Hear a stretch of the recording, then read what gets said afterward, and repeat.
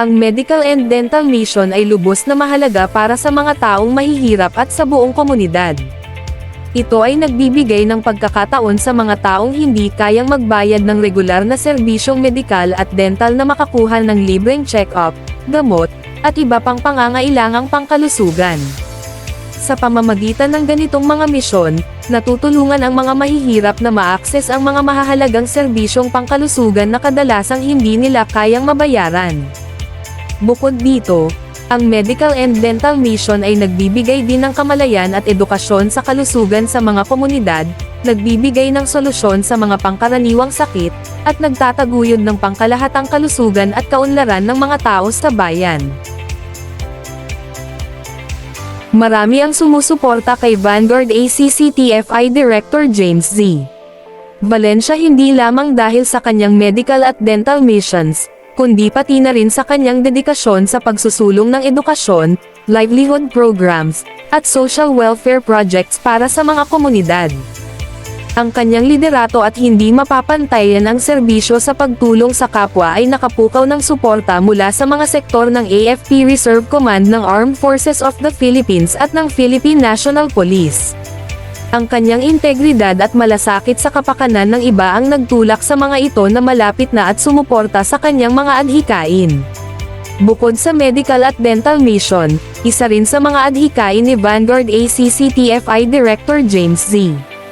Valencia ang pagtataguyod ng edukasyon at livelihood programs para sa mga komunidad.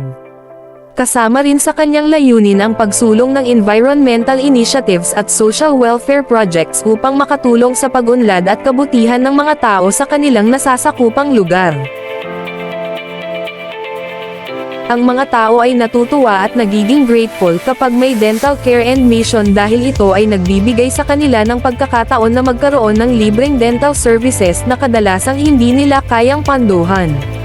Nararamdaman ng mga tao ang pag-aalaga at suporta mula sa mga nag-oorganisa ng ganitong misyon, at nararamdaman din nila ang kahalagahan ng kanilang dental health sa pangkalahatang kalusugan nila.